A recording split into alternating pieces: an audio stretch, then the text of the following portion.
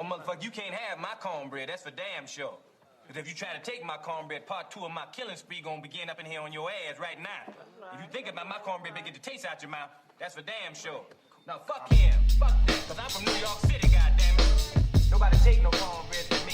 That goes for you and any other you motherfucking farmers wanna try some shit. You fuck around with me, it's gonna be consequences and repercussions.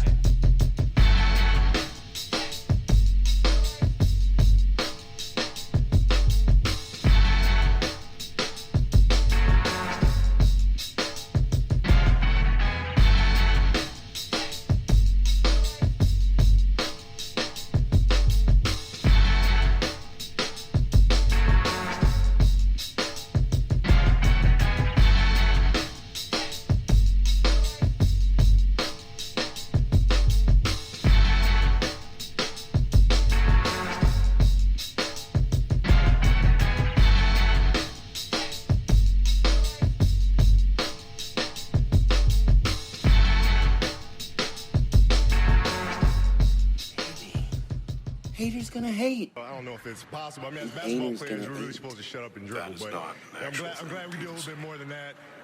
Thank you, Academy, for this amazing honor. Thank you, John Williams, for such a wonderful piece of music. Thank you, Verizon, for believing in the film. Thank you, Molly Carter. Without you, we wouldn't be here. And to my wife, Vanessa, our daughters, Natalia, Gianna, and Bianca, ti amo con tutto il mio cuore. You are my inspiration. Thank you so much, guys. Thank you. Even though now for nothing, we about to take down time off for the hour we about to have. So. Okay, but yeah, we're live now, so okay. Let's get this thing jumping, man. It's the Barbershop Sports Talk podcast. It's Maestro Styles. It's Trey Frazier here in the house. Yes, sir. Y'all can follow us on Twitter at Barbershop SPOR2. Also, you can follow us on Instagram, and we're actually on Instagram Live right now. You can follow us at Barbershop Sports Talk Podcast.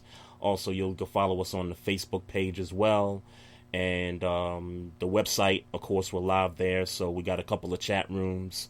We got the chat on IG Live, and we also got the chat on the website. So just want to give a couple of shout outs here. Big Kev 303 is in the building here.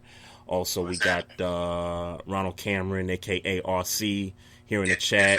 We got BS3 Sports, and we appreciate everybody jumping in and tuning into the show tonight. And I guess we got to definitely start off with this tragic accident over the weekend with Kobe Bryant, his daughter, and 7 other individuals. And if you just give me a moment, because I got to shout out the other 7 individuals real quick here. John Altobelli, who was a college baseball coach.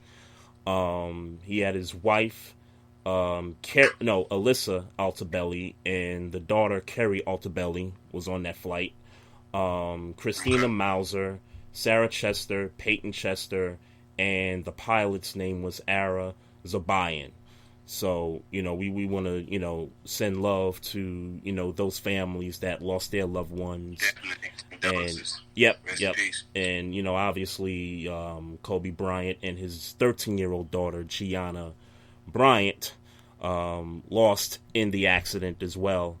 I got to tell you, man, I'm watching the Terps Sunday afternoon. It was a 1:00 game, and I can't front because I missed like the majority of the game, but they were playing Indiana, and I caught like the last 5 minutes of the game. Tuned to CBS to see what was going on. The Terps were down by like 5-7 points, and the Terps found a way to get a win on the road by 1 point. And I muted the TV for something. I guess Debbie was trying to talk to me about something, and the kids was, going for my attention and whatnot. And next thing you know, I turned my head back to the TV. Mind you, I had it on mute, and the post-game show to the Maryland game had Kobe Bryant's face on it, and it had 1978 to 2020. And I was like, whoa. Like, what's going on here? Kobe? I was like, Kobe? Like, what's going on? So I started flipping channels, I tuned to ESPN. They was on commercial. They didn't have anything. I tuned to NBA TV. They didn't have anything. So I'm like, okay, is this like a false, report? And, TMZ first reported it, and I'll talk about them in a second because people are, giving them smoke. And then next thing you know, I was like, you know what? I just remember the Pro Bowl came on, and, I wasn't all that interested in the Pro Bowl per se, but I remember the Pro Bowl was about to start at 3 o'clock, so I tuned over to ABC, and they had the special report about the helicopter accident, and it was confirmed by them that, Kobe was on the plane, and at that point, it was just rumors about who else was on the plane. The daughters, was his wife Vanessa on the flight, was, I've heard Rick Fox name being thrown out there, and, it was just so much confusion in, like, the first, 5 to 10 minutes of us, finding out, what happened, and, everybody's trying to scramble and find out, what's real, what's going on. Right. And, man, sure enough, man, next thing you know, I turned to NBC. They had the special report. CBS had it, and I guess they was going to the golf tournament on that channel. I turned to Fox. They had some college basketball on, and I think they had a little special report thing going. And all of a sudden, it just started to circulate. CNN, local news channels, and it started hitting everywhere. And it just kind of came to the reality that, this guy, we lost a legend. We lost a legend. We lost, at that time, it was 5 people. And I guess at the end of the day, it turned into 9 people, unfortunately. So, yeah, I'm still in shock, bro. It's been a few days, and I'm listening to sports people talk. I just watched, I watched Ernie and Kenny and Charles and Shaq talk about what was going on. Yeah, I got it on mute. Yeah, I got it on me too. Yeah, I was just watching them. And, Shaq is just, a mess. I heard Doc Rivers Sunday during the game. He was a mess. You heard other people, the players. There was a Nuggets game, I think. I think the Rockets and the Nuggets were about to tip off when the news hit. And, at that point, people were trying to figure out whether the league should just cancel the rest of the slate of the games for the rest of the afternoon. And I'll give you my opinion on that a little later, but I'm still in shock, man. I mean, it's Tuesday night, it's over 48 hours, and I'm just like that. I can't believe this dude, like Kobe Bryant, like the Mamba's not here at age 41. 41. It's just crazy, man.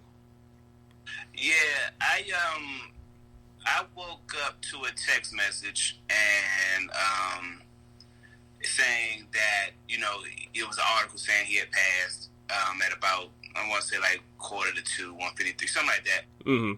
And to be honest, I didn't believe it. So I went on about my business, whatever I was doing. I was woken up from a text message and I went on about my business.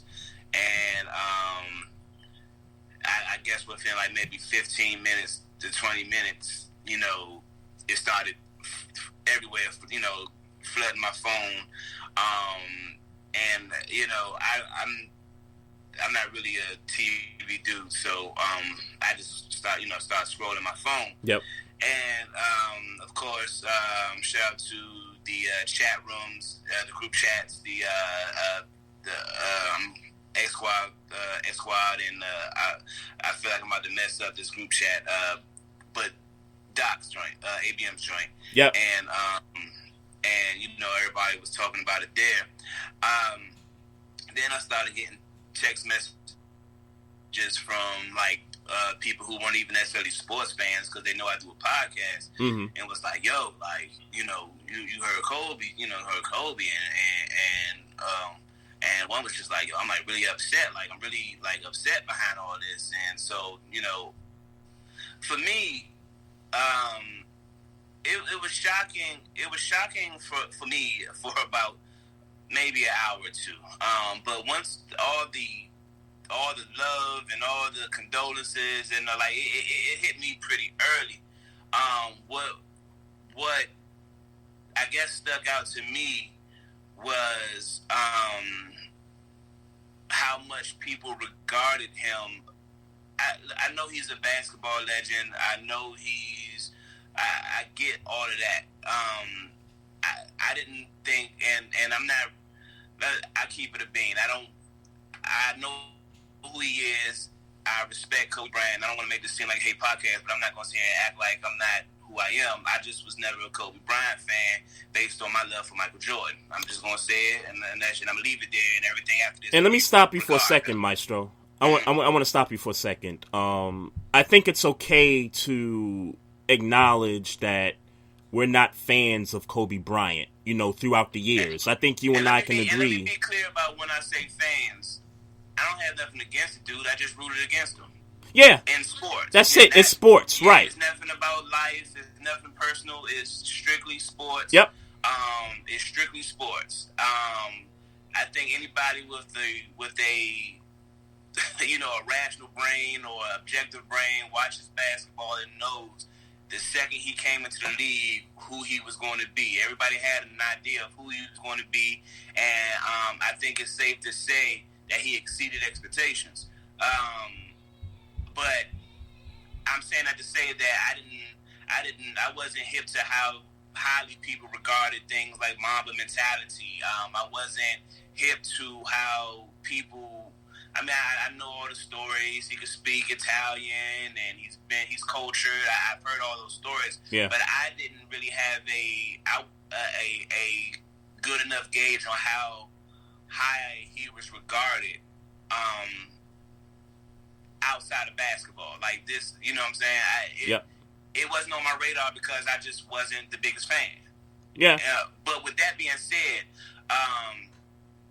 as this was happening, all Sunday, I'm like, damn, like, I had to check myself. Like, how you hating on a nigga that influenced so many lives the way he's clearly affected, these lives. Yep. And, and I, to be honest, I had to check myself. Like, you sound like, at this point, I sound like a hater to still,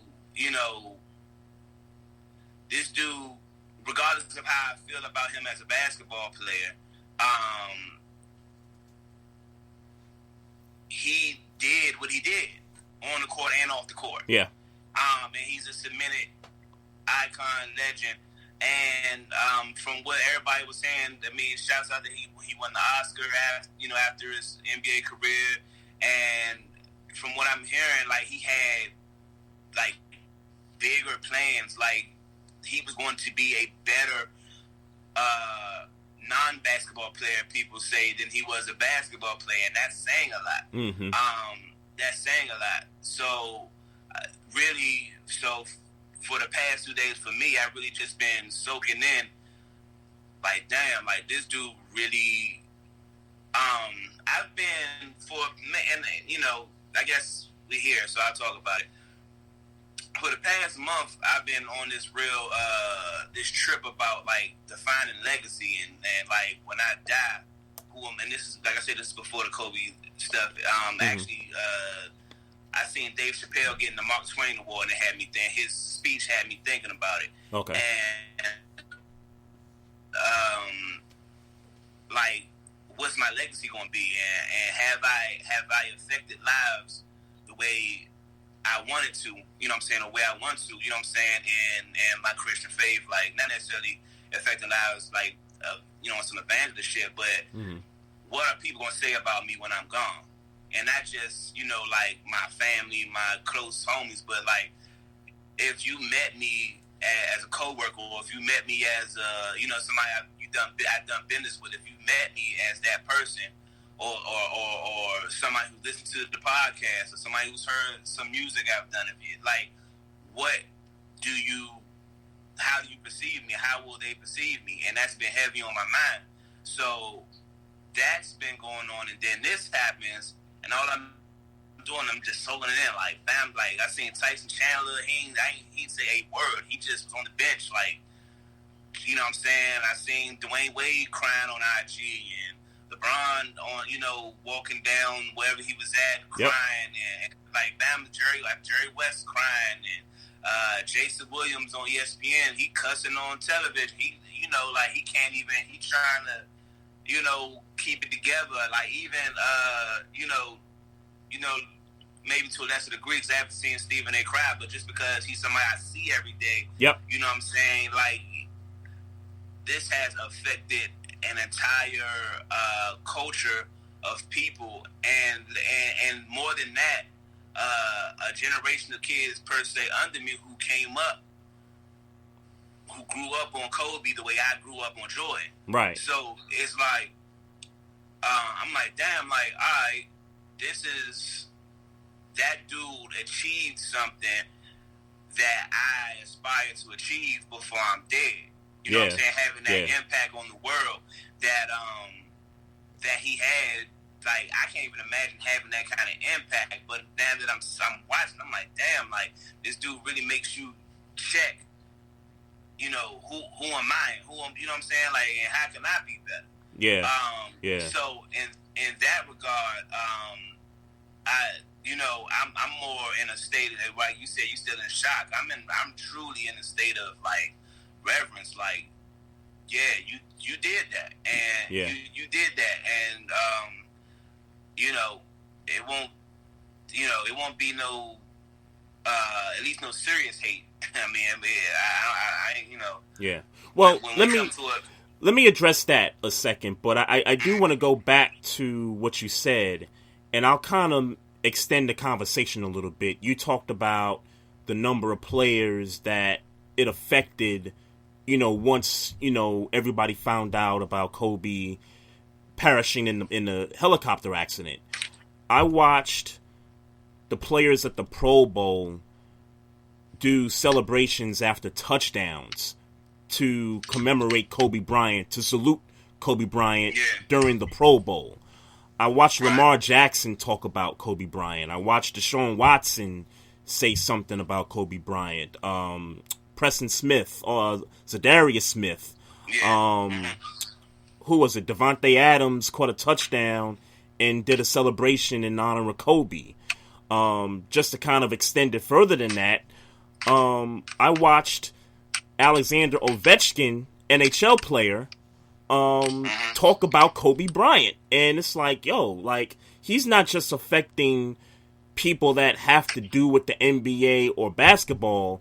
He's affecting other genres of entertainment. He's affecting other leagues. I mean, the NFL, the NHL.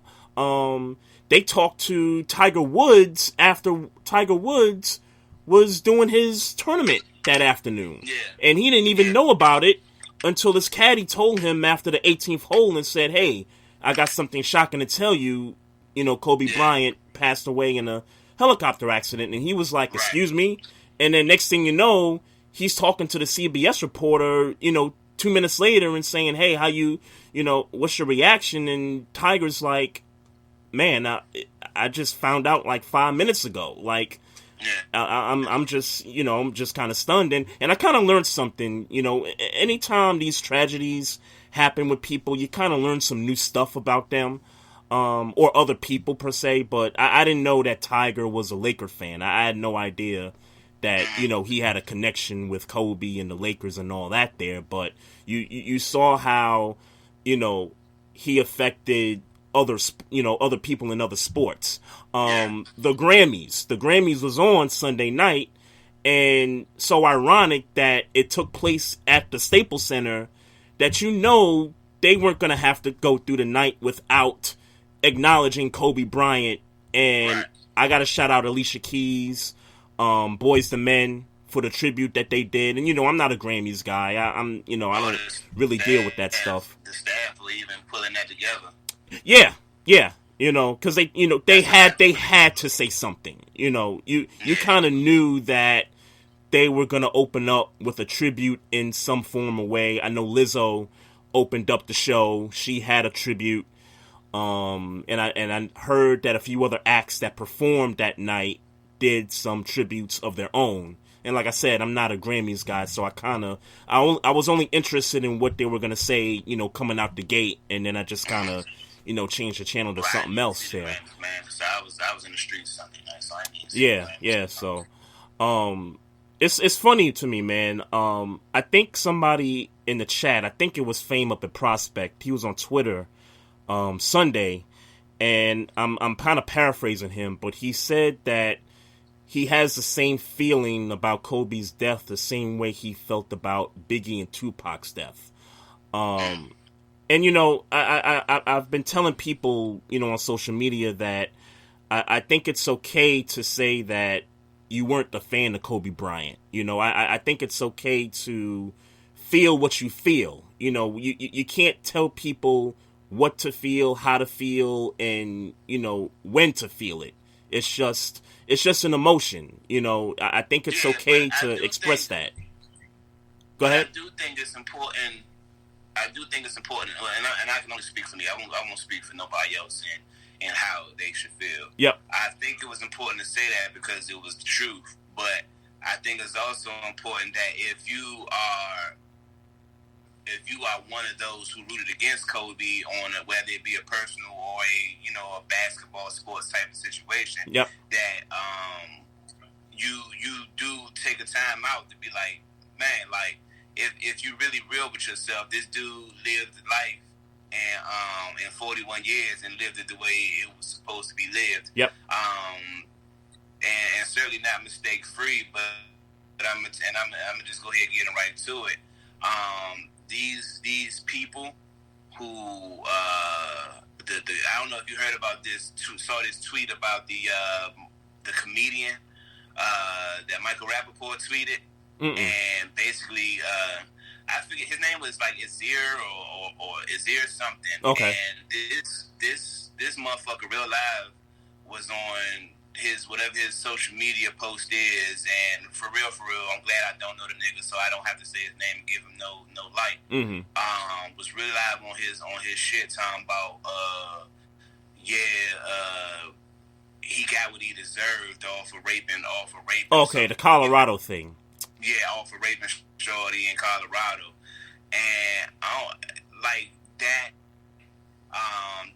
The younger, I don't know, you heard about the younger in the Washington Post who got suspended at the Washington Post for, you know what? I think, I don't know the name, but I do recall seeing something on social media where an employee got fired for saying something. I do recall that. I know about somebody getting suspended. I don't know about somebody getting fired, but I do know that that person, kind of said some of the same things that the comedian said. Mm-hmm. And look, man, I guess at the end of the day, there's always going to be the, with all the adoration and acknowledgement we show for what he's done, there's always going to be somebody on his deathbed that got something negative to say. Of course. But that's I can't. I don't, like I said, I can't respect no motherfuckers like that, man. And again, and it's usually the cats that's on, at home in front of their computer. It's mostly those cats. It's not nobody. Well, no, this motherfucker doesn't. Let's be very clear. This motherfucker was not at home on his computer. This motherfucker was in the streets on his cell phone, recording himself saying what he was saying. Mm-hmm. And this Washington Post person was a person who does, she's, or I don't know if it's a she. Let me stop saying she. The person is like somebody who works for the Washington Post. They were, I don't know if it was per social media or per, article, but they really putting this energy out here, like, and I'm like, look, right now, that's the time. This is the time where you got to be like, who do you think you enlightening by saying that? Who do you think you helping by saying that? Like, I don't understand niggas like that. Like, what were you achieving? What did you think you were achieving by saying that? Unfortunately, you got cats that hate because they hate themselves. You got cats that want to see other people fail because they failed at life themselves. You know what I'm saying? So it's kind of like that saying, hurt people hurt people. You know what I'm saying? So as much as you see these guys on Twitter, on Facebook, and, you know, writing these comments with all the hate and everything, regardless of who it is, man, just understand that these people are hurt. You know what I'm saying? And they got to take it out on somebody.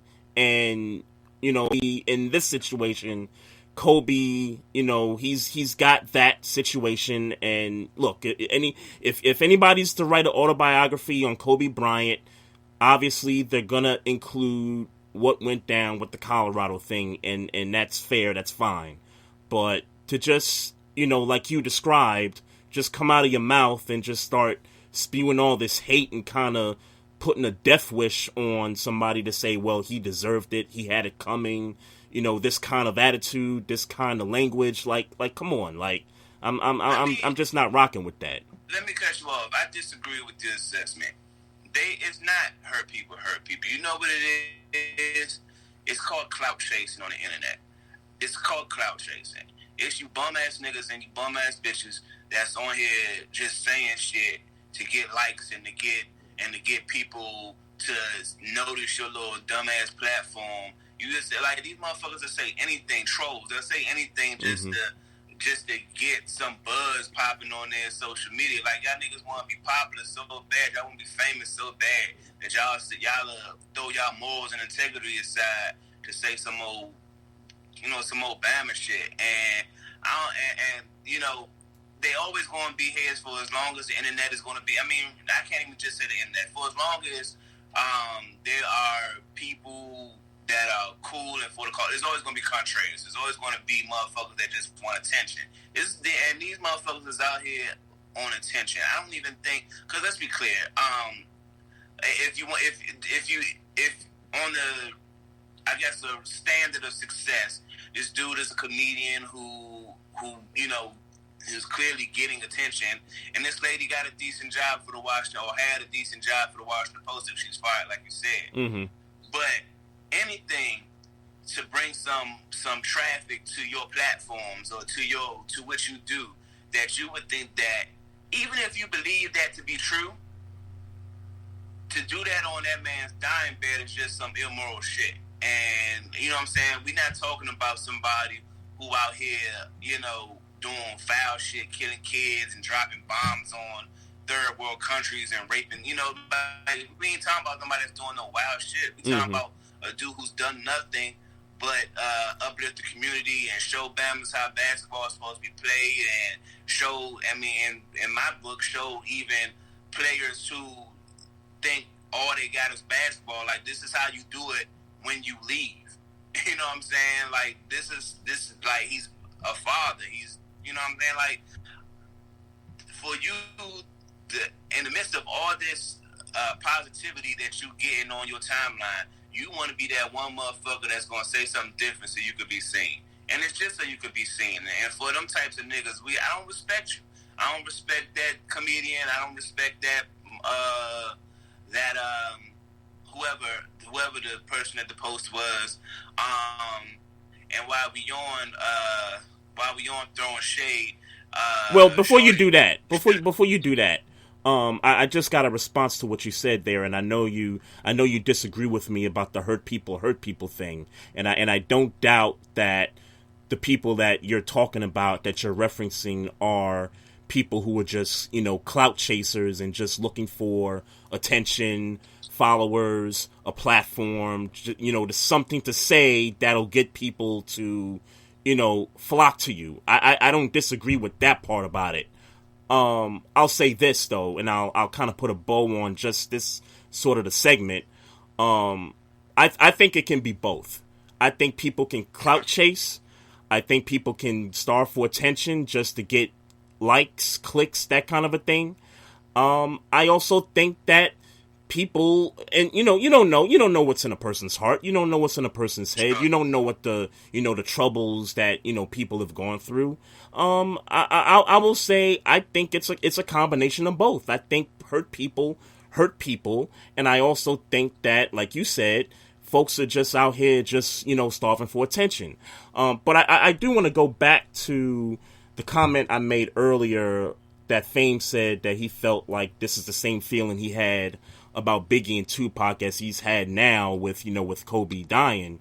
I do want to say this in response to that, and I don't disagree with what he said. I don't know how he felt, obviously back then, but I'll say this in reference to that. The Kobe death hit me, but it hit me on a different level. In regards to the Biggie death, and we're talking 23 years ago, just to kind of put it in perspective for me, I was 14 years old, on my way to high school when Biggie passed away. 23 years later, I'm 37 years old, and I'm a father of two. I'm a father of a son and a daughter. I can relate to Kobe Bryant on that level in a sense that I'm a father who's trying to raise two kids, specifically a daughter, and to see this man perish the way he did along with his 13-year-old daughter, to perish in the way that she did, that hits a different level. The thing with Biggie for me was that it was just the fact that Biggie grew up in my neighborhood. We came up in the same neighborhood. It wasn't so much that, I could relate to Biggie because, Biggie was older than us. He was a lyricist to us. He was one of the dopest MCs at that time. It just hits on different levels, going back to Kobe. Again, I'm a father, it's tough, man. And maybe that's why after 24, 48 hours, I'm still kind of like, damn, like this dude is really gone. And his daughter is, who, had her whole life ahead of her, was balling, was destined to do great things with basketball. And, she's not even going to get the opportunity to see that through. That hits me as a father. You know what I'm saying? And for somebody, and for all the dads out there, that just, have children, period, it's gotta hit the same way, on the same level.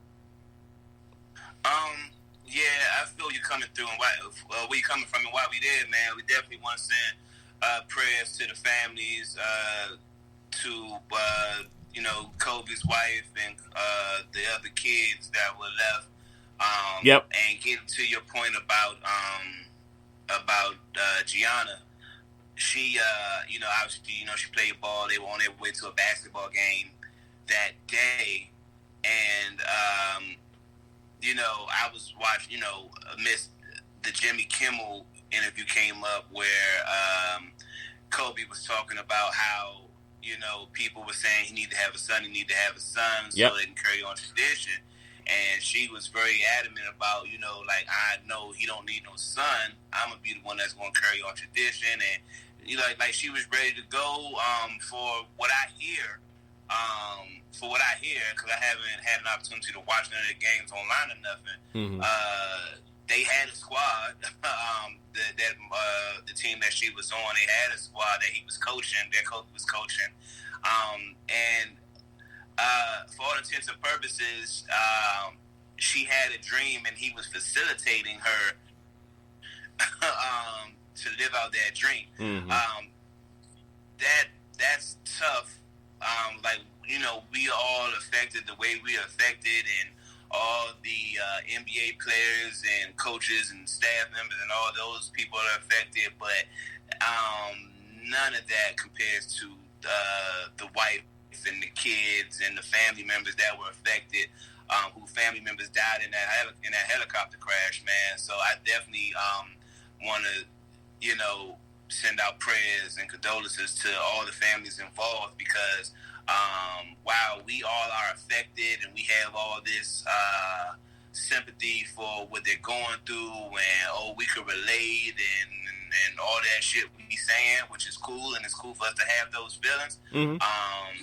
Shorty husband is gone, and her child is gone. Those kids' sibling is gone, and their father is gone. And they got to deal with that. And my kids don't have to deal with that today. Yeah. Yeah. You know, that's that there. If we want to talk about, you know, me feeling something, that there, he left children. He left a wife who, yep. You know, for all intents and purposes, is probably financially well off, but fuck the money. Like, we've publicly watched them go through it, and they're still together. Yep. And to lose them this way is crazy. It's crazy, and you know, I can't express or even imagine how that kind of pain, because like I said, we're not going through that. We're not going through that. Yeah, it's hard to imagine. You know what I mean? Yeah. For us, it's just hard to, you know, fathom that. Like, you know, a helicopter crash, like that's crazy. Like, sometimes I second guess flying sometimes. You know, even with, you know, stuff that goes on like this. I mean, I fly on average about maybe once a year. You know, whenever we fly to Atlanta or we fly someplace else for a vacation, man, that doubt creeps in sometimes when it comes to these planes. And I'm just kind of speaking on a life level here. You know, I'm not trying to, you know, get away from the subject, but I do get the sense that I sometimes when you're flying, that doubt creeps in very slightly sometimes. So, but on a deeper than that, you know, piggybacking off of that, man, this is something that they do. Mm-hmm. They've been doing this for years. Yep. He travels from his home to the stadium in a helicopter. This is what he does. Yeah. This wasn't like a one-off where, you know, one day he decided, you know, I'm rich, let me go fly a helicopter. This is what he does. He's done it for years. This is how he traveled on a regular basis. So this was just a regular day for him. You know what I'm saying? Sure. You know, isn't that? I don't think. I mean, yeah. I guess everybody who flies may or may not have that kind of nervousness that you speak of. But I kind of like this dude does. I can't imagine that he thought like that was probably the furthest thing from his mind that day. Yeah. That, you know. And to take it a step further, I think most athletes, because you think of the average athlete, they have to travel, you know, during their regular seasons and playoffs. You know, it's another day for them too, when they're flying, when it's in season. So I think you're onto something when you say this is just nothing new to these guys, and in particular Kobe Bryant, because but I'm speaking specifically Kobe Bryant. Flying helicopter. Sure. This is something he does, like on a everyday basis for you. If I remember hearing it right, for at least 20 years. Yeah, whether it's the regular season or not, he takes the helicopter. Helicopter. Yeah. You know what I'm saying? Like, so from wherever his home is in California to Staples Center, he was flying helicopter. Yeah. So it's like, it's almost like, you know, like that was like his Uber in some sorts where he needed to go to home games. Like, that's what he did. Yeah. He flew helicopters. So it's like, you know, the way it was told to me, like how we drive cars, he rides helicopters. Yeah, so, I know. You know, that comfortability you feel in a car is the comfortability that he feels in a helicopter. No, I know. I know. So, I mean, that's, of course, car accidents happen every day, but you don't get in your car and think, I'm going to get into a car accident. Certainly. You know for certain. So, to the uninitiated, the second I step on a helicopter, I am fearful of my life. You know what I'm saying? So, this is craziness. Like, again, condolences to the families, man, because, like I said, with all the empathy and all the impact he's had on our lives, and you know, it's not the impact that those families are going through. It's not that. Yeah, nah, not it's at not all. That. Not at all. It's not that. Now, to the yes, yeah, we got to give some smoke to some people. At least I do. I got some smoke to give to some people. Well, I hope your number one on the list is my same number one on the list, because here I go. MSNBC. Look, I'll be honest with you. Mm-hmm. I don't think that whoever that reporter was went on the air intentionally to say the Los Angeles niggas. I don't think that. I don't believe that. I just don't. I don't believe that somebody in that moment would be so insensitive, one, and flat out stupid, and even three, racist, and flat out on television racist, to say the Los Angeles niggas. I do truly believe in what she said in her statement, in the tweet, in the tweet, that she was trying to, she didn't mean to say Knicks and was trying to hurt and fit Lakers in it, and it came out the way it sounded. She might have said Lakers, but guess what? It sounded like niggas, so you got to go. My problem with that, and what I mean by that, what's happening? not your explanation, but my problem with her explanation about it. Okay. Kobe Bryant has played for one franchise, and one franchise only, and that is the LA Lakers. How the Knicks comes to mind when she's doing this, and mind you, they're professionals. They read teleprompters through this stuff. That's the only thing. That's the only thing that.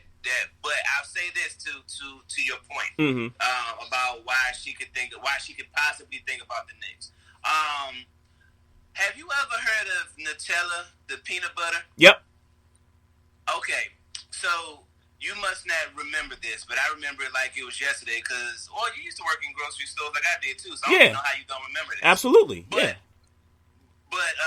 Nutella, for a while, at least back in them days, 2001, I guess, 2002, them lowly grocery store days. them $7 an hour cashier positions. Me, I remember that. $6.35. I remember that. But I remember specifically that Kobe Bryant was in a Knicks uniform on those Nutella jars. I remember it like it was yesterday. Now you about to make me go to Google. Yeah, you about to make me do that. 100%. Okay. 100%. Okay. I remember it like it was yesterday, because I always wondered what Nutella tastes like, but I don't like peanut butter, so I kind of didn't wonder. You know what I'm saying? But right. The idea of chocolate and peanut butter all in one little, you know what I'm saying? That's one thing. Two, and that's if you believe she was reading the teleprompter, which that seems logical. You know what I'm saying? I'm not going to disagree with that. Yep.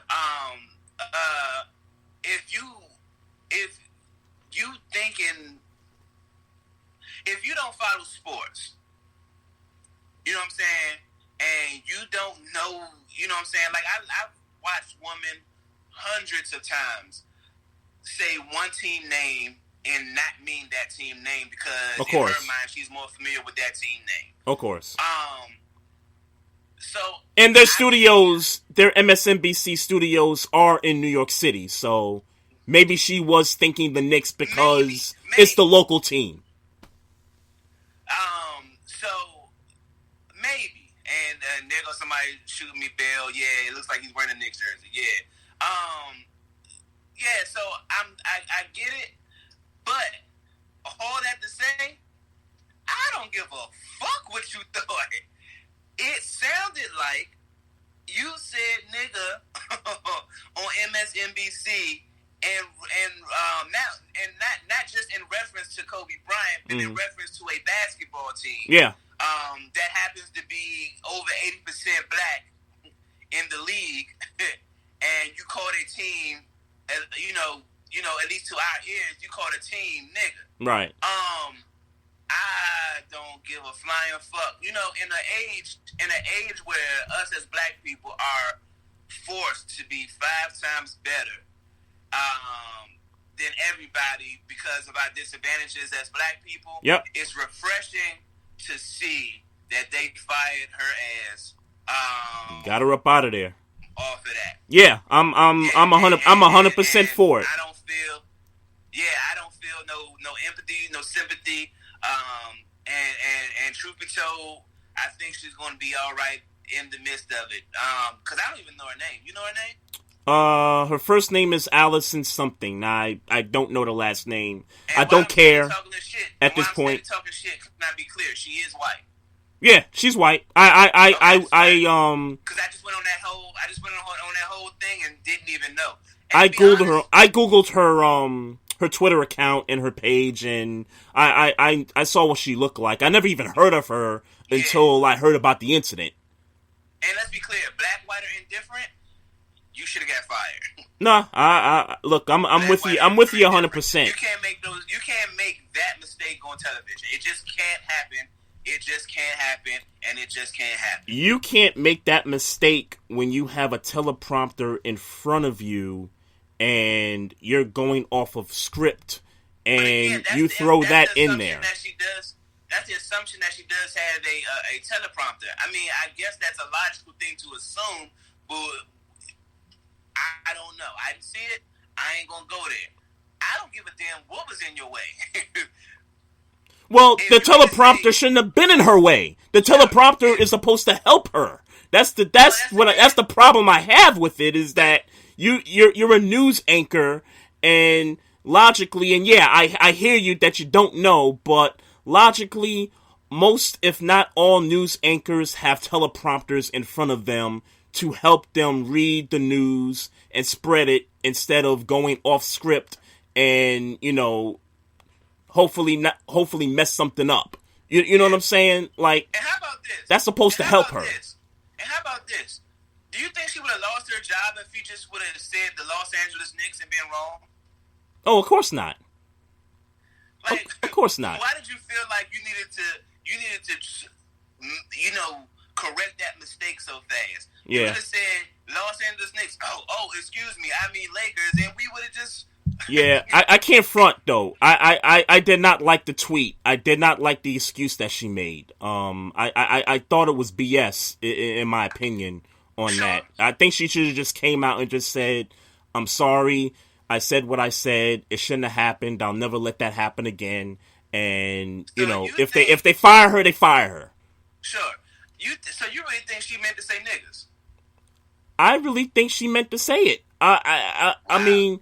Okay, I really felt like she meant to say it. In New York, look, and I get there are racist.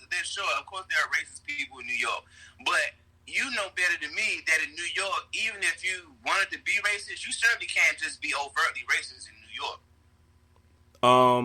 What's the girl name? Megyn Kelly was.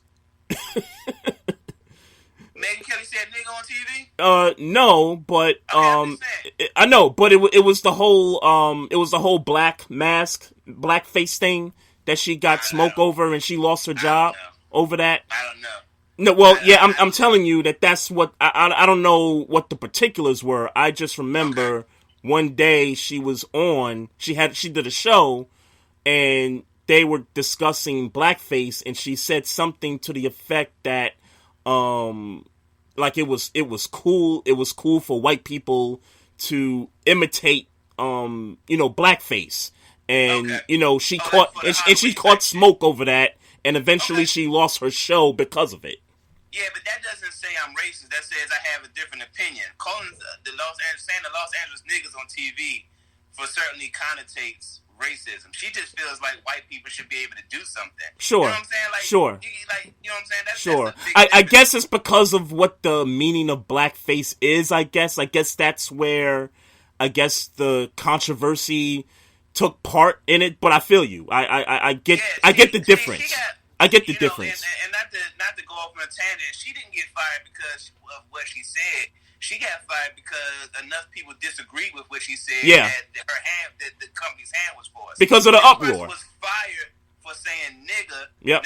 For something that the FCC can't ride, and then the backlash. But it was more about the FCC than even the backlash, because when I'm saying, it's funny because on my timeline, it's not like a whole bunch of people was, outraged or Yep. It wasn't a whole bunch of that about that. Everybody was still kind of just trying to process what was happening with Kobe. Yep. So in hindsight, her shit was kind of slide. Her shit was kind of on the back burner. Yep. Like Yep.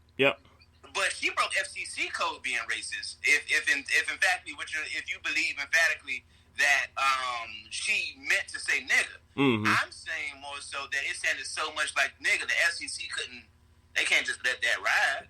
You know what I'm saying? Yeah. No, that's true. And then the fact that she may or may not have confused the two team names, and that's just unprofessional. That's like the icing on top of the cake. She had to go one way or the other. Yeah. She made an excuse though. But good for you. Good job.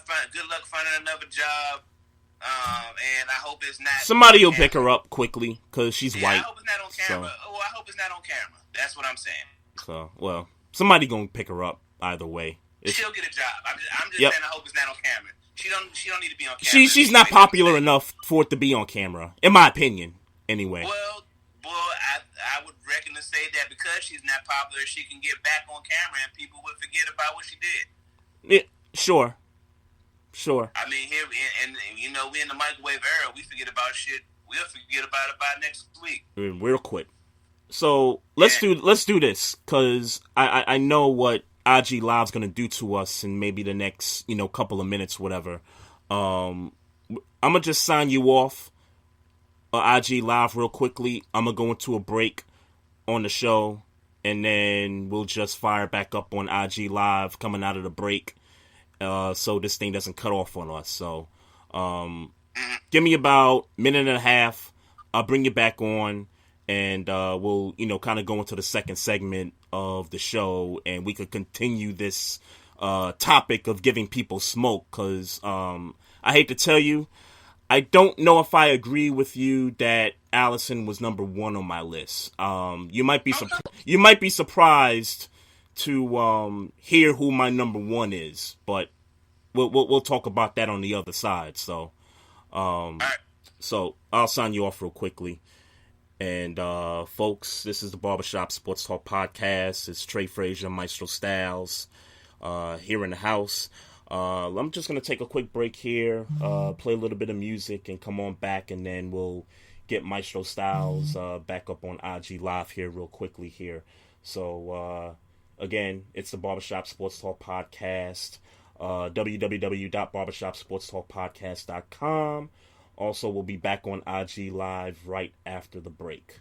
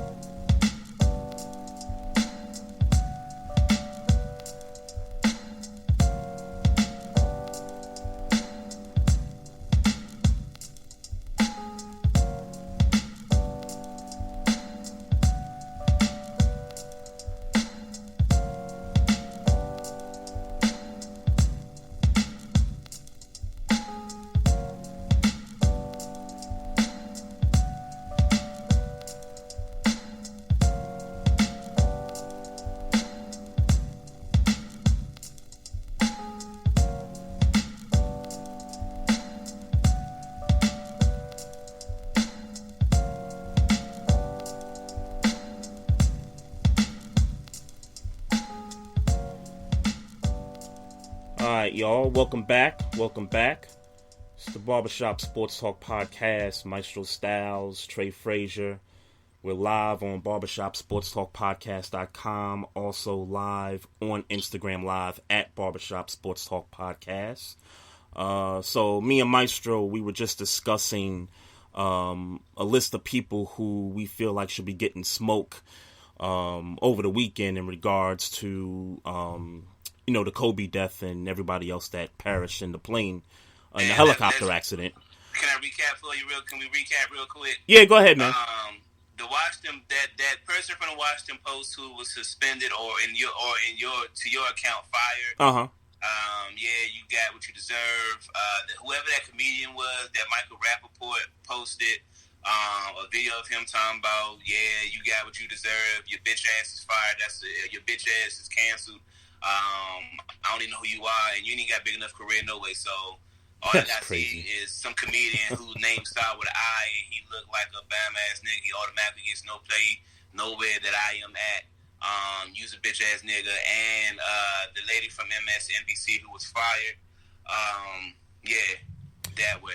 Yeah, I'm just glad that I don't know the comedian, because I certainly would have said something on Twitter, kind of fire back or whatever. But yeah, man, that's just crazy to just bring up the hate in in a situation like that. I'm sorry to everybody. Let me be very clear to anybody and everybody who feels the need to bring up some that stuff that he was acquitted of, and all that, and anybody who got the audacity to bring that up as some sense of the other side of the coin, you can kiss my ass, and you the type of people I don't fuck with. So the person that I want to give some smoke to, and I hate to do this because I know that accidents happen, and things could be avoided if certain decisions are made, and that type of thing. And no, I am not going to the pilot in this situation, so I want to make sure I get that clear. But to my understanding, so when you're flying an aircraft, there's this thing called air traffic control. And air traffic control is controlled by somebody who's basically monitoring the traffic in the air, right? So when they showed that scene of the crash site, that weather looked very, like, it didn't look like it was good weather. Like, people were saying it was foggy that day. And they had shut down some other aircrafts. They had shut down some other aircrafts that normally fly over that particular point.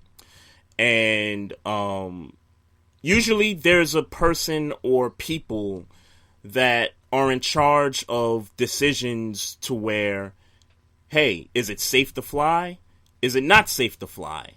And in this case, if what I'm hearing is true, and the weather was what it was, which was foggy, and there weren't other aircrafts flying over that particular area, then whoever instructed, I'm forgetting the guy's name, whoever instructed the pilot to fly over that area knowing that it was foggy and that there was a good chance that it wasn't going to work out well, the person who made that decision in regards to air traffic controls got to get some smoke to me.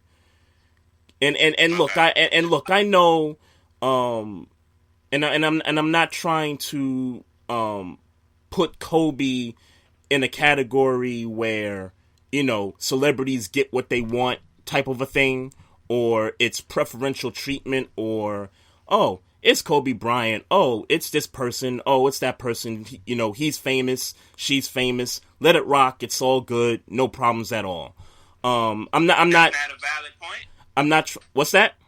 That's not a valid point. Well, I'm not saying that it's not a valid point. I'm just trying to. I'm trying to not. With respect to Kobe, I'm not trying to put him in that category, even though that may be the case. I'm just trying to show. I'm just trying to show some respect to Kobe in this situation. Well, I guess what I'm asking is though, how is that disrespect to Kobe because he got preferential treatment for who he is? Because Kobe's no longer here, and that's really, for me, that's really what it all is. I don't want nobody to misconstrue what I'm saying here. I understand that most celebrities get the okay to do certain things that normally people who make decisions like this don't make, decisions like this. You know what I'm saying? But I ain't gonna lie to you, I'm confused. You're confused about what? Point.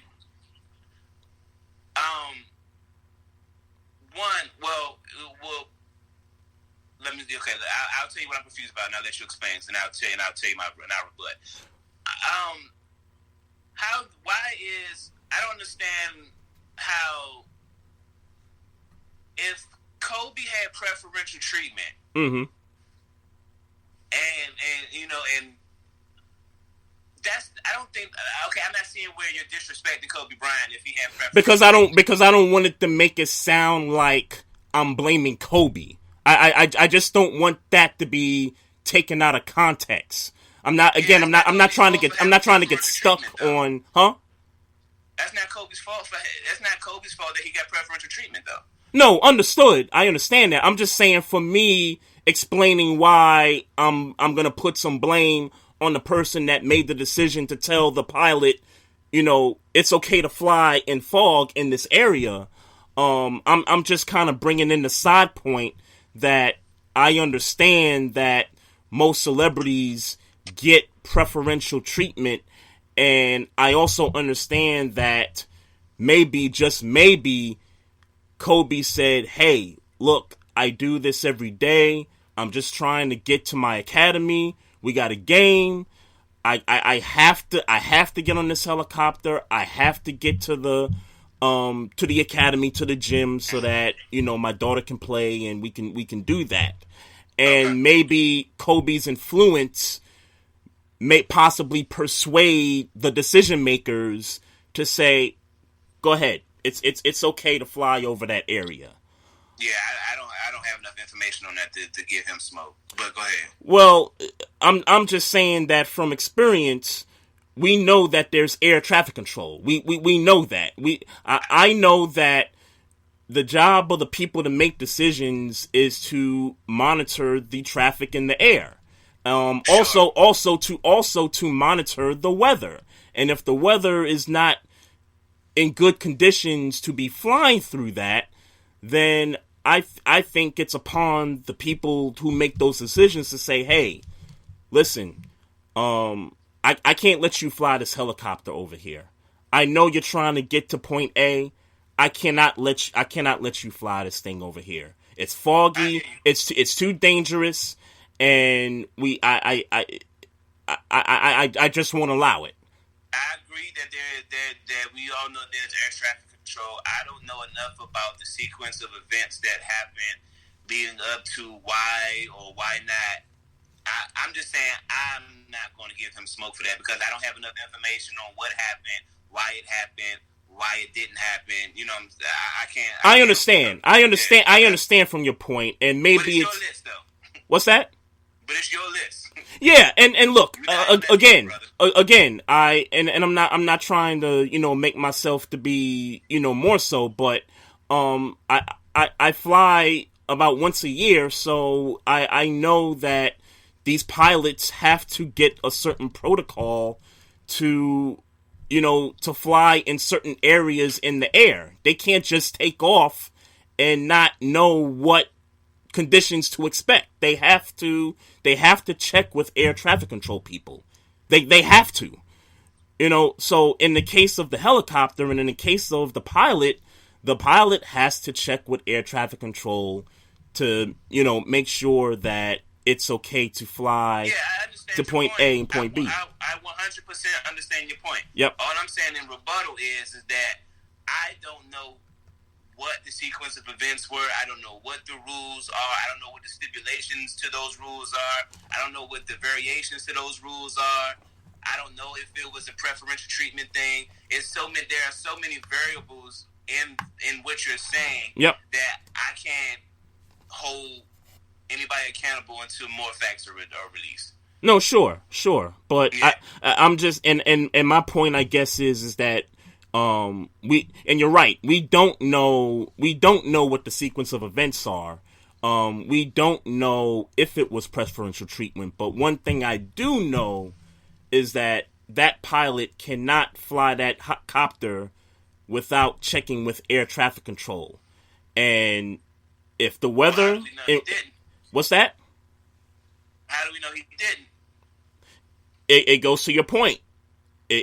Maybe he just took off and was like, Kobe, I could get you there. I'm not gonna check with these guys. Could that have happened? Sure could have happened. I just, in my belief and in my opinion, I just find it hard to believe that. And you said it earlier, Kobe does this every day. This was a part of his life.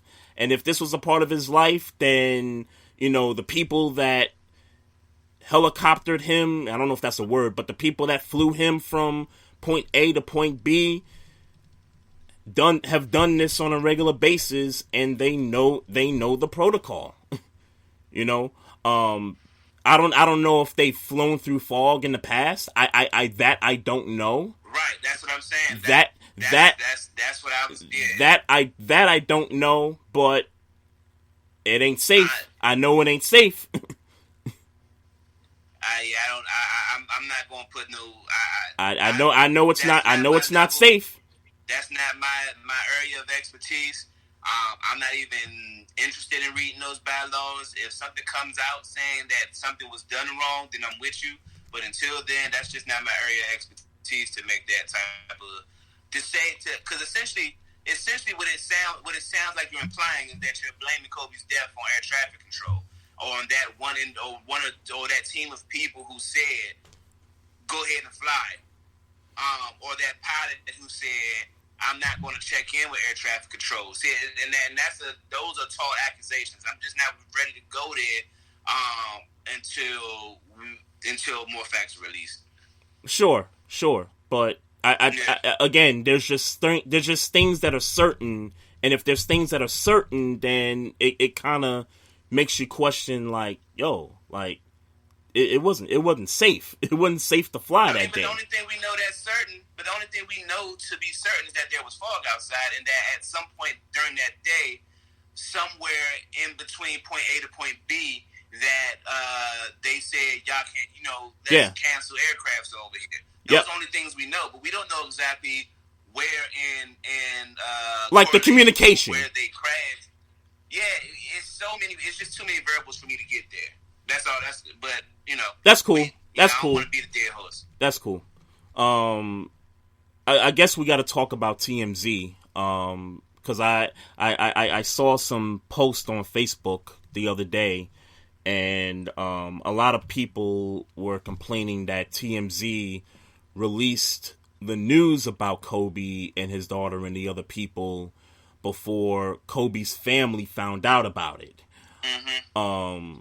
I think that it. I guess this is. I don't want to say it's difficult, because I thought about it pretty hard, and I'm kind of like, well, and not to excuse TMZ, but this has sort of been TMZ's kind of reputation in a sense. Like when I think about TMZ and some of the grimy stuff they've done, I think about the Ray Rice video. I think about some of the other stuff.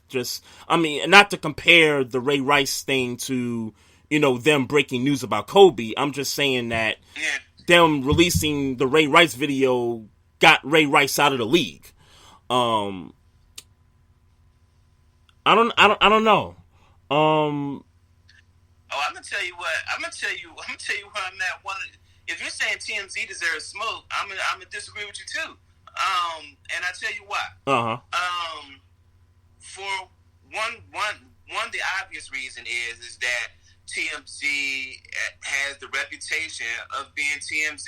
They are nosy. They're going to report the news. Mm-hmm. They are the pioneers of clickbait and people tuning in because of big names and big stories. They're the pioneers of that. Right. So to think that they would stray from that now is kind of well, that's why I brought that up, and that's why for me it was a little tough because on one hand, yeah, the family had to find out, on TMZ or however other way other than people calling them. But on the other hand, that we know. Again, that we know of, because obviously people are giving them smoke for a reason. But on the other hand, you have this reputation of TMZ, which I'll gladly say, this is what TMZ does. And chances are, when they break news, and I told Debbie about this the other day, when TMZ breaks news, they're right more times than they are not. What's the difference? So what's the difference? And that was my second point. So what's the difference between TMZ and MSNBC then? What's the difference between them? Yeah. What's the real difference? Oh, that they get their news right. Well, no, not that they get their news right more times than not, but the only difference, in my opinion. Well, why are we comparing the two? I'm just curious. Why are we comparing the two? Okay. I'm getting there. Okay. The only difference between TMZ and what we deem as credible news sources is that TMZ chooses to cover celebrities and things that, and things of that nature. Yep. But when it comes to reporting the news for celebrities and things of that nature, they're the best. They're the best news source in America when it comes to reporting things, their subject matter. Yeah. So why are they being and I get it, they're tabloidy, they're gossipy and all those things, and they follow celebrities at airports and all those things they do. Yep. But those are the very reasons why they're the best news source for those celebrity types of issues. And it's taken me a while to kind of come to this conclusion. But maybe CBS and maybe they need to take a page out of TMZ's book, so maybe they can get some news quicker and faster and correct more. And maybe that's why you kept hearing about Rick Fox. You kept hearing about the other daughters, Vanessa Bryant possibly being on the plane, because somebody said that ABC kind of put that out there and just kind of left their broadcast and kind of went back to regular programming without actually addressing what they had put out there. So you have that part of it. And I think the reason why TMZ's getting the smoke, and I just remembered, I think the smoke started from when the sheriff in California came out and did his press conference and basically took his shots at TMZ for... But where was your ass at getting the news? Where was your credible news source getting the story? Yeah. That's the real question. Yeah. So you want to be mad at them, and that's cool. You're allowed to be mad at who you want to be mad at, but the truth of the matter is that they reported a story before anybody else or before most people. And they got it right. And that's the most important thing. They got it right. They weren't the ones that threw the Rick Fox name out there. They weren't the ones that threw the other daughters and his wife out there. TMZ, again, they get this thing right more times than they don't. Yeah, they don't get smoked. They damn sure don't get no smoke. Not for me anyway. And like I said, if the problem is, if the issue is that they reported it before the family found out, well, why in the hell did they find out before the family? Yeah, like if you're the sheriff's department, why don't you contact the family first before you contact TMZ? And I don't know if y'all don't have no sense. They don't have no sense of secrecy, so you can't hide the story until the family finds out. Because I'm gonna have to assume that y'all found out first and then didn't tell the family. Then somebody from TMZ overheard y'all talking. Like, if it's a story y'all got caught slipping if TMZ got the story from y'all. Y'all got caught slipping. Not TMZ. TMZ was doing what they always do. Right. What every news source does.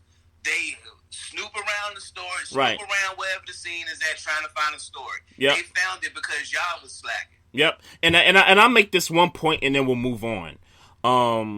So I asked a question on Facebook. I was responding to somebody that was like, TMZ should be ashamed of themselves. And I asked the question. I said, well, what in particularly for?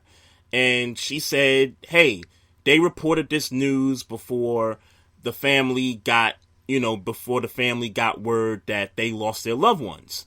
And my response was, well, what about the other news outlets that sort of co-signed after TMZ?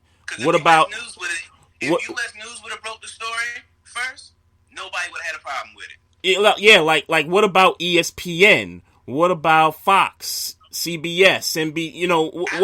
What about these other folks that sort of, because when ESPN broke it, they said first report, they gave the credit to TMZ, as you should, but at that point, did the family know at that point still?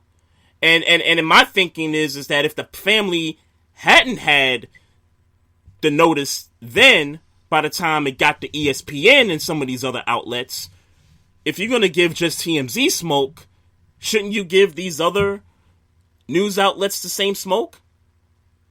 Well, of course they wouldn't do that. If you're accusing TMZ of not being respectful to the family, then you gotta stay consistent with that. If I'm somebody that's just gonna they don't get no smoke from you. outright do that. That shit sounds stupid. That shit sounds stupid that you would try to and to that police officer. I'm gonna tell you what I think. That police officer knows that a mistake happened in his department where that news got leaked to TMZ, and that he want to throw them under the bus because his department was slacking. And at the end of the day, when these, and you know what's funny about that, when the cops do these press conferences of stuff like this, more times than not, they're not believable because people are asking questions, and it's the runaround. The answers is always the runaround. Oh, we'll get more information when we get to this.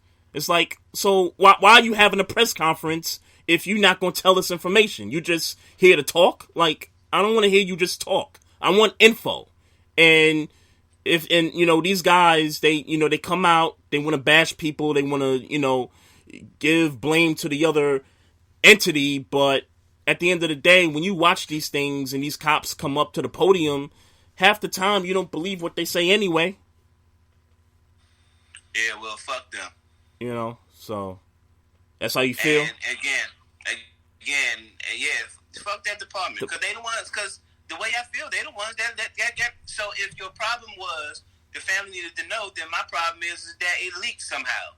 Because TMZ wasn't at the site of the fucking helicopter crash site. Yep. They wasn't there. Yeah. Check the people in your department. Yeah. Yeah. They told somebody, and that somebody just happened to be a TMZ reporter. Yeah. Get your department in order. Stop trying. Yeah. Well, you can't tell. Well, you can't tell nobody. I don't care if it's TMZ or CBS or anybody. If you're the department, you want to keep it under wraps until you at least know that the family is aware. Until you're ready to release the news. So RC in the chat. Leaks in your department. Whoever that dude is, you got leaks in your department, and you know it. RC in the chat. He says folks are more concerned about reporting the news first, as opposed to reporting it accurately or waiting until family members are notified. Of course they are. Yep. Of course they are. Yeah, they care about getting it first. That's their job. And the reality is that all these other networks are so jealous of TMZ because they're the first ones that's on it. They put the work in. Sorry. Yeah.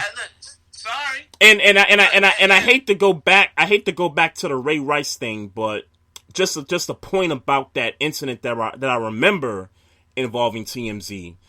They spent a lot of money to go to that casino in Atlantic City and get that footage when nobody else, not the networks, not even the league, wanted to get that video. And TMZ made the investment to that casino to get that footage and to expose what really happened in that video. That just shows you, that just, if anything, that's Mamba mentality right there on TMZ's part. Hey, well, I ain't here to throw no shots, no other news outlets. I'm just saying this. It's their job to deliver the news. And if CBS News or any of these other, what you deem as credible news sources, would have reported this story first, we wouldn't have had a problem with it. And that cop wouldn't have called out those other news sources. So I get it. TMZ is the little, you know, the little ratchet news source or whatever, you know, they deem it to be the non-credible news source. They get it right. The matter is they got this right. Yep. And if you want to say it's a morality thing about the parents, well, no news source has that morale. So let's stop playing that game. Yeah, so let me, I want to get to this because, I mean, there's more sports to cover here. So, I mean, is there really more sports to cover? The Super Bowl. It's the Super Bowl. For me, it's the Super Bowl, number one. I do got to give a shout out to Dusty Baker for getting the Astros job. Black man. That's quick. Huh? I hate the same on this kind of you know, like if it's like congratulations, but like right now what? Congratulations, my G.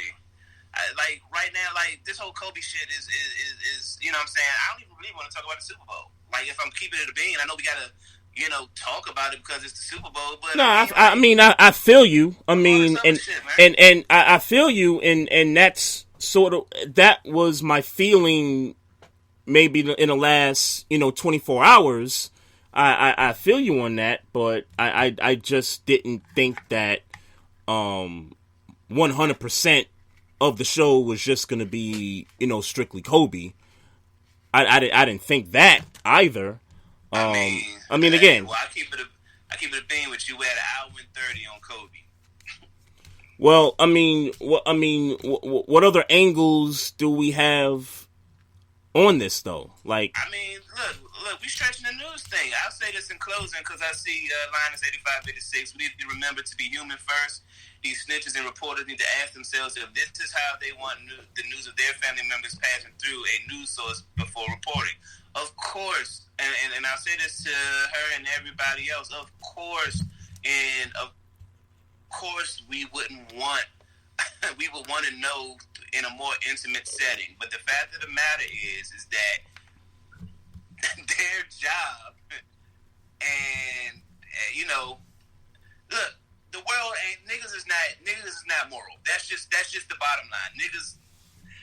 The reason, there is a balance, and maybe an unhealthy balance of immorality that's getting put into being a big news corporation, because it's a battle to get the story first and report the story first.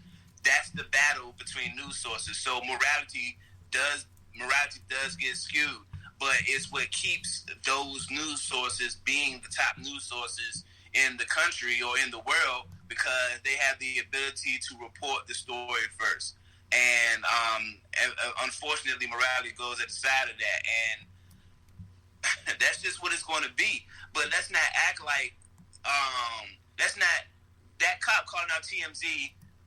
That wouldn't have happened if that was U.S. News, MSNBC, CNN. If it was any of these what we deem credible news sources, this cop would not be calling out that news source. And so, if we could respect it from CNN, then we gotta respect it from TMZ. And if you're saying you don't respect it from CNN and all those other news sources, then fine, I'm with you. But the fact of the matter is that none of these news sources have that morality that we are asking them to have, because we want the news hot. We want it. The difference is the morality. That's not the morality. The difference is the reputation between the news sources. TMZ's reputation is different from the other, higher up sources. And that's unfortunate, because TMZ gets the news correct most of the time. Yeah, It can't be a bad. At this point, we got to stop acting like they have a bad reputation for reporting the news in their subject matter because they're the best at it. Yeah. Period. Yeah. Period. They're the best at delivering news in their subject matter. Yep, and they're jealous about it. God forbid if they really become a multi-million-dollar industry, what they are. But if they decide they want to branch off and really do other news, y'all niggas better get y'all game up because they coming for you. If they decided for a second that they wanted to take this model and bring it to weather and politics and sports, right? Come on now, right. They shitting on it. They shitting on these other sources right now. Yeah, word. Shout out to Takia Marshall in the chat room. Says they're doing their job. Yeah, exactly. They're just doing what they do best, and that's get the news. They get it right, and they put it out there. It's just what they do. But look, man, if you're not going to talk Dusty Baker, I'm just going to take like 30 seconds to talk Dusty Baker. I'm glad he got the job as a black manager in the league. I am too, by the way. He's got a roster. He has that. I would be lying to you if I said that I'm not concerned about them this coming season. Because my expectation was that they were just going to strip the entire roster just based off of, the whole cheating stuff. But it appears that they're not going to do that. And so they get a really good manager. So I just want to say that about Dusty Baker. Punishment done for the team. What's that? Is the punishment done for the team?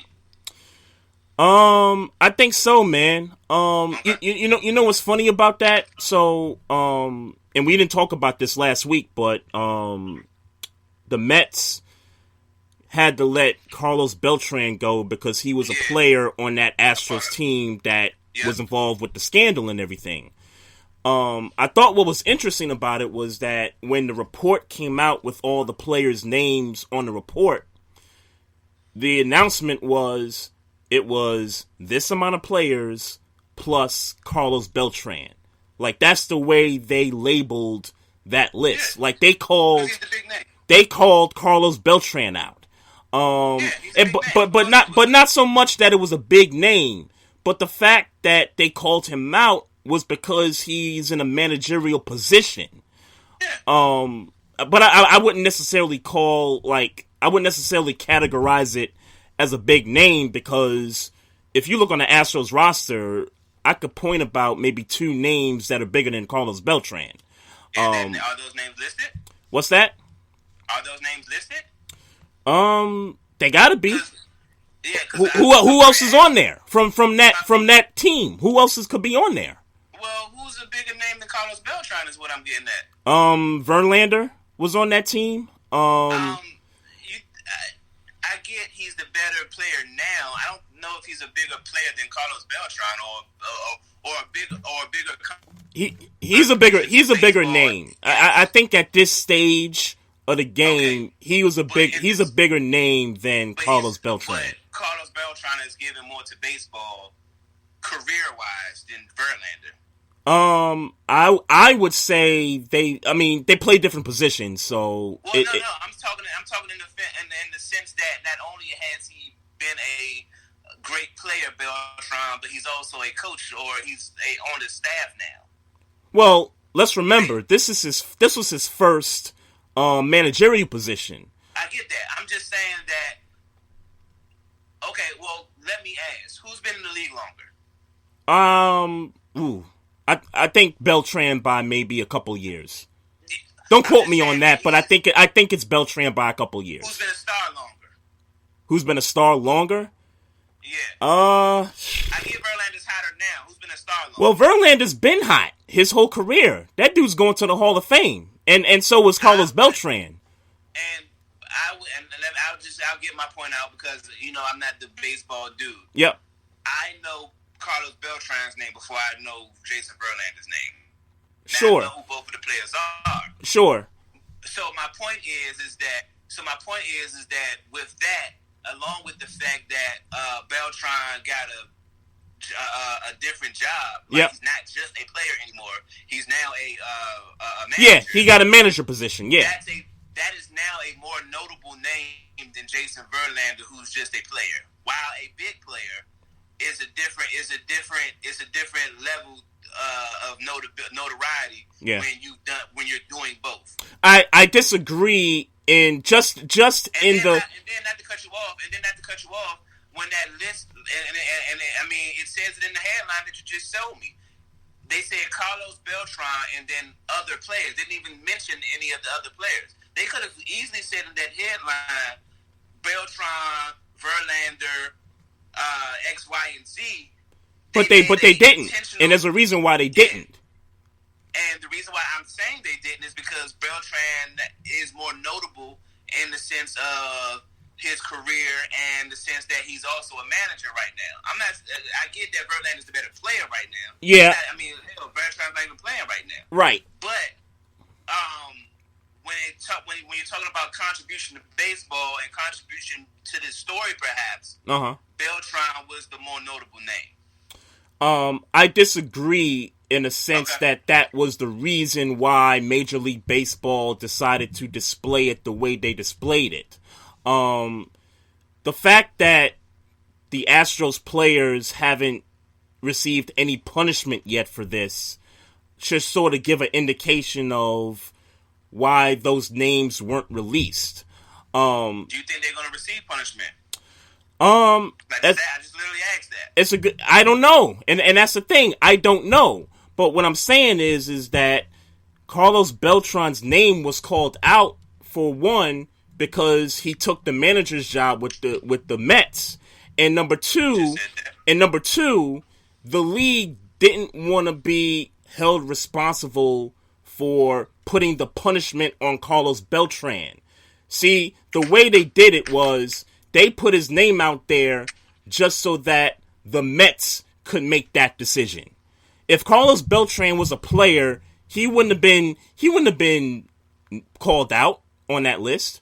If Carlos Beltran was still a player in the league, he wouldn't have been called out. They called him out because another team hired him, and the league doesn't want to have the responsibility of punishing him. So the Mets basically did that for the league. Okay. I don't want to drag this out. I disagree though. Okay. No, I'm just saying it makes perfect sense to me. Yeah. It makes all the sense. Because I mean, you talk about stars. I mean, the Astros have stars on there. I'm gonna drag this out, but I'm gonna try so we can talk about Super Bowl. The media wrote this story. You broke up for a minute. What'd you say? I said I'm correct in the fact that the media wrote this story. The media wrote the story, but the league themselves came out and said, we have this number of players on this list plus Carlos Beltran. That's what the league put out there.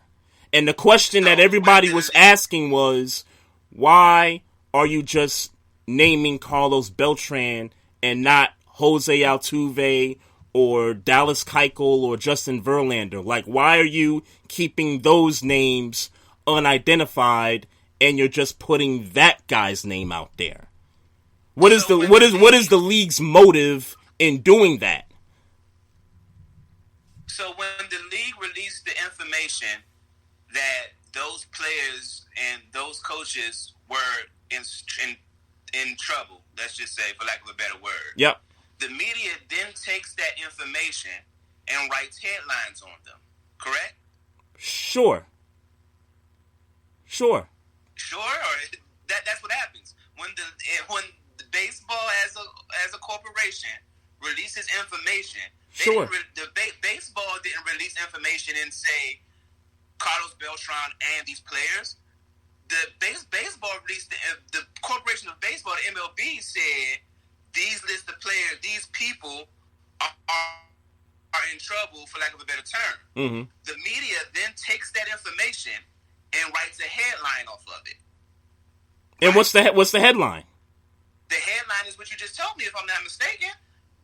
The headline is Carlos Beltran and other Astros players are in trouble. No. I can't say no because I didn't read any of those stories. Again, the league came out and said this. The league displayed it this way for a reason. No. The league relayed it that when you heard that, where did you hear it from? From the commissioner. So the commissioner came out on TV and said it? I don't know if he came out on TV and said it. It was announced. He came out in a press conference. It was a press conference. It was a press conference. The commissioner did a press conference, and he came out and said, "We have these list of players plus Carlos Beltran involved with the Astros cheating scandal." So the question was, why did the commissioner call out Carlos Beltran and not call out the other players on the list? So my question is, did in that press conference, quote, he said, quote, Carlos Beltran and these other players are in trouble, or did they take? So when you read the story, it said in quotations or paraphrasing in some type of a quotation, it said Carlos Beltran specifically. Well, I didn't read a story. Let me backtrack. I didn't read a story. So I didn't read a headline. I just know that the commissioner had a press conference, and again, he came out and said these are the players plus Carlos Beltran that were involved in the Astros cheating scandal. So did he name those? I'm really getting to a point. Did he name in that press conference? Right. Did he name those players in the press conference? No, he didn't. He didn't. So you heard him not. So you heard him in the press conference not name those players. He did not name the players on that list. So you heard the press conference. I'm telling you, he did not name any of those as of the current and anybody that was on that roster that year, their names. So you're implying that. Okay, let me before I come to your implication or what I think you're trying to imply. You heard the press conference. Yeah. And then I heard people on Sports Talk, and then after that, I've heard other. That's exactly my point. That's exactly my point. You're saying that you heard so you didn't hear out the commissioner's mouth him say players and Carlos Beltran. You heard a sportscaster say players and Carlos Beltran. No. I said no. You're not listening. I said after I heard the commissioner's press conference, then I started to hear. Then I started to hear other individuals on Sports Talk Radio echo the same thing. Like when I first heard the commissioner say it, I'm like, okay, why he just say Carlos Beltran's name and not the other players on the list? Are you talking about the commissioner? The commissioner, right, the commissioner. Okay. And then when I started to hear people on talk radio talk about it, they sort of echoed the same thing and they asked the same question. Like, wait, obviously we can research the Astros roster and know who was on that team that year, but the fact that he came out with the report and decided, oh, we have these names on this list plus Carlos Beltran. It to me, and this is my opinion, it sounds to me like the league didn't want to punish Carlos Beltran. I think their way of trying to get the Mets to make that decision for them was to throw his name out there so that the Mets could make that decision. Okay, so my next question is why would the league not want to punish Carlos Beltran? Why would they not want to? Yeah. Well, the reason they would not want to is because, one, the Mets weren't involved in the cheating scandal. Think about it. You had Alex Cora, right? Alex Cora was a part of that staff with the Astros. He then gets the Red Sox job, and then there was an investigation with the Red Sox that the league investigated, and now he's gone. So, so the difference here is that it was easier for the league to come down on both the Astros and the Red Sox because those were the two teams involved in the investigation and in the scandal. The Mets aren't involved in that. So for the league to just come and say, hey, we're gonna suspend you for the year or, X amount of games, and the Mets had nothing to do with the scandal, that puts the Mets in sort of a bind. So I think by them putting his name out there, I think the league put the Mets in a situation to say, hey, it's on you. You know what I mean? Like, you can either keep Carlos Beltran or you can move on from him. But we're not going to make that decision. Okay, so if they decided to not fire Carlos Beltran, you don't think that baseball would have handed down a sentence? If the Mets hadn't fired him or hadn't, parted ways, you're saying? Yeah. I don't know. I don't know. I just know that I found it odd that they just called him out and not the rest of the players, and they called him out because he's a manager that just got a job in the league, and the league doesn't want to punish a guy on a team that had nothing to do with the scandal. Yeah, but at the same time, that ain't baseball's fault that he broke the law. Why would they give a fuck about the Mets as a team for them hiring somebody who did something he ain't had no business doing? Because the Mets weren't involved in the scandal. All right, but they hired somebody who was. Okay, but so I don't get your logic in that just because the Mets hired him, that they're gonna leave it up to the Mets to fire him because we don't want to make y'all suffer for your hire. I don't understand the logic. But it's not the suffer. But see, that's where you're wrong. It's not the suffering for the hire. It's the suffering for what these two other franchises were involved in.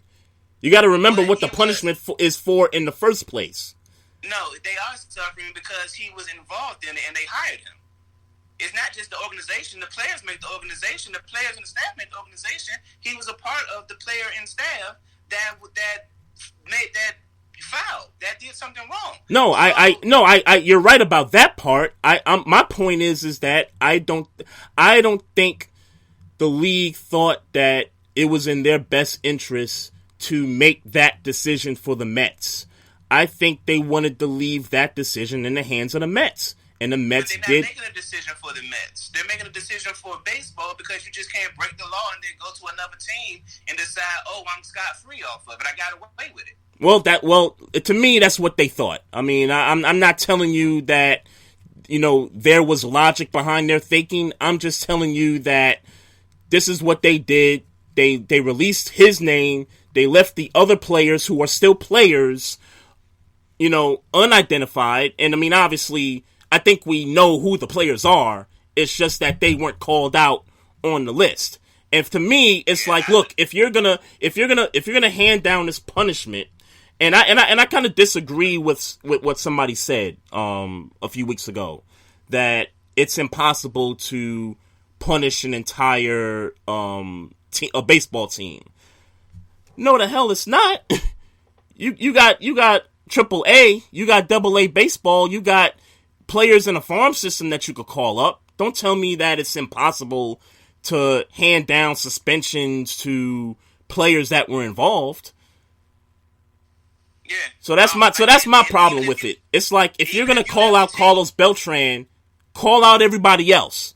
Don't just single one guy out. That was my whole problem with it. Like I said, and I hear you, and I hear your point. I don't agree with it. I leave it there. I don't agree. I don't think they called him out because they was trying to force the Mets' hand to fire him. I just don't believe that. So do you think the Astros are going to get punishment? The Astros players are going to get punishment? No. I don't either. Because I think they would have did it by now. Right. And they would have called their names out by now. Well, no, I don't even think it was because of that. Because I think if they would have called their names out, there probably would have been a backlash saying, "Hey, why haven't y'all haven't y'all disciplined these cats yet?" Because other people involved, out of Cora and whoever else, they were disciplined. So why wasn't everybody else involved disciplined? Because I don't think they was forcing their hand. I think that was the more like I said in the beginning. I think that was the more notable name, or maybe the most involved, or maybe or you know what I'm saying, something of that nature. But I don't think they were trying to make the Mets fire him because of that. I mean, because they could have just punished him, and that's just been the end of it. Mm-hmm. But do you think it's because he's a manager? And I guess it's kind of getting back to my point. I think because he finally has a managerial position, that's part of why they let him go. But if that's the case, he don't even deserve a managerial job because he's known to be a cheater. I agree with you there. So my point is, for me, Beltran is still a player. He's not called out on that list. Beltran was called out. The league obviously wanted to, hand some punishment towards him, but they felt like, we don't want to put the Mets in a bind. Let them do it. I don't think they give a fuck about putting the Mets in a bind. I don't think they give a fuck about that. Obviously, well, to me, it sounded like they did. Yeah, okay. Yeah, it sounded like they did. I don't think they give a fuck about putting the Mets in a bind. I mean, this whole thing, right? Like this whole, the suspensions, the cheating, this whole thing just like it makes no sense. And like the decisions that was made, and the league's approach to it just everything doesn't make sense. Well, I don't know, and because to be honest with you, I don't care. The Nationals got their chip. I don't give a fuck. But I'll say in my common sense mind, and maybe I don't have all the information that you have on it. But from a logical standpoint, it makes no sense to not punish a player as the league because you don't want to put a team in a bind because they had nothing to do with it. The fact of the matter is that if he got away with it, he got a pretty good shot of trying it again. Well, sure, and because he got away with it, and maybe and then maybe on the Mets' part, maybe not doing enough due diligence to say, hey, like when the story first broke out months ago. On the Mets' part, maybe it was, well, if you knew the story was coming out, and if you knew that an investigation was pending, you decided to still keep the guy around and to just kind of be like, all right, we'll just throw it under the rug. It's not going to be serious. This is not going to affect us or whatever. And then next thing you know, he gets called out. The league doesn't do anything. And the Mets happen to do something. Yeah, I think they knew. The Mets, right? I believe in baseball. Yeah, I believe in I agree. Baseball, so I believe just like any other sport, the circle is small. Niggas just don't snitch. They knew what was going on. Yeah, I agree. I agree the Mets knew something. Yeah. So if I'm to go under that assumption that they knew, then they got what's coming to them. Baseball ain't trying to. But no, they didn't get what was. At least they didn't get what was coming to them from the league. What's coming to them is what I'm saying. What's that? Well, if he's gone, then the Mets are affected. That was your whole point, right? Well, no. My point was that the Mets had to do the league's dirty work. Is my point. But they don't. But they did. That's what I'm trying to tell you. They did. I don't think they did. They didn't do that. They didn't do their dirt. They didn't do the dirty work because the MLB put out some statement saying Carlos Beltran and nobody say his name by name, calling him out, no other player. That's not why they fired him. They fired him for the same reason the Red Sox fired Alex Cora. I understand that they're also in an investigation with the Astros, but you think they want MLB all of a sudden coming up in their organization, making sure they're not cheating? No, well, yeah. I mean, that's part of it, but I also think that's it. I think the other part of it is that if they start getting smoke from fans and any other external distractions, then the Mets got to do what they got to do. If who got smoked? The Mets. If there was like a PR nightmare, let's say, what I just said. Huh? That's literally what I just said. So again, they're not doing the MLB's dirty work. They're doing what they think is best for their organization. But basically they did what MLB wanted them to do at the end of the day, regardless of how they went about it, regardless of if they thought if they were going to keep him or not. Your initial argument was the MLB forced the Mets' hand. I'm saying the MLB did not force the Mets' hand. The Mets realized, oh shit, this nigga might be bad PR for us. Let's part ways. The MLB had nothing to do with it. Sure. The MLB wanted to punish him. They could have just punished him. But they didn't. They didn't punish him for whatever reason. They didn't punish him. But I'm saying that they could have, if they wanted to punish him, they could have just did it. They don't got to send out no smoke signals or ask the Mets to do it for the Mets' well-being. Because the fact of the matter is, the nigga cheated. Sure. So it ain't nothing about it. Yeah, we don't disagree that Beltran was part of the scandal. We don't disagree about that. I'm sure where we disagree at. I'm clear where we disagree. We disagree. You're saying that you feel like the MLB singled out Carlos Beltran's name to send a smoke signal out to the Mets saying, hey, you might want to get rid of this dude before we have to get rid of him for you. Yeah. I'm saying they didn't do that. I'm saying that the MLB could have just said, I don't give a fuck about your team. You have a cheater on your team who did my corporation dirty, and he got to pay the penalty for that. They don't gotta cut no cards or look out for the Mets as if the Mets is the they got preferential treatment in the league. That's just not the case. And if that's the case, to your point, then name the other players on the list.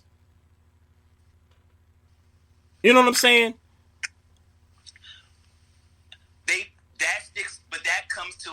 That comes to my initial point that started this whole conversation. They didn't single out Carlos Beltran because I'm losing weight because they wanted to send a smoke signal. They singled out Carlos Beltran because Carlos Beltran is the most notable name in that list of players. I disagree, but we could, we'll just agree to disagree on that one. Let's talk Super Bowl, man. The Chiefs are winning. I don't care. Well, I mean, we kind of broke it down, if that's what you want to call breaking it down last week. I feel like the Chiefs are going to win too. I really, but here's what I do see though. I do see it being a shootout though. I do see it being a 35-31 type of a football game. Nah. I mean, look, I'm not saying the 49ers are going to get blown out. What I am, though, saying is, much like they did in Tennessee, shut down the running game the best you can, and hope and dare Jimmy G to win it in a shootout. And so, if I had to call a score right now, I think I give the 49ers 24-ish. I give them like 24. Okay. Chiefs going to score 35-40.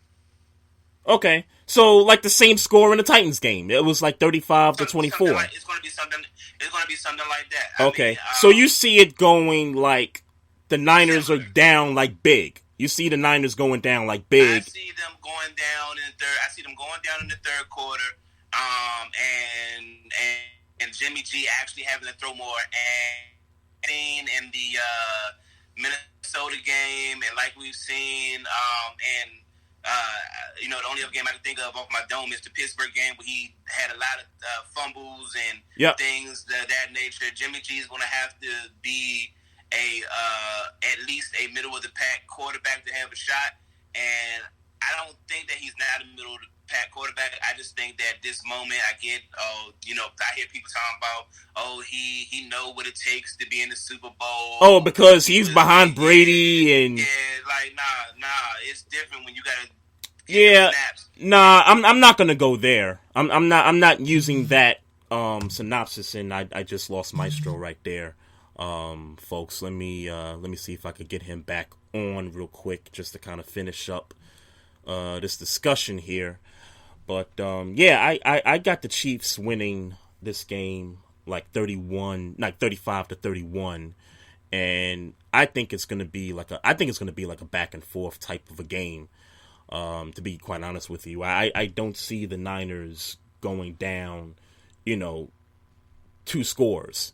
I really don't see that, kind of being the case there. And so, as I get Maestro back here up on Instagram Live here at Barbershop Sports Talk Podcast, by the way, we're also live on the website at barbershopsportstalkpodcast.com.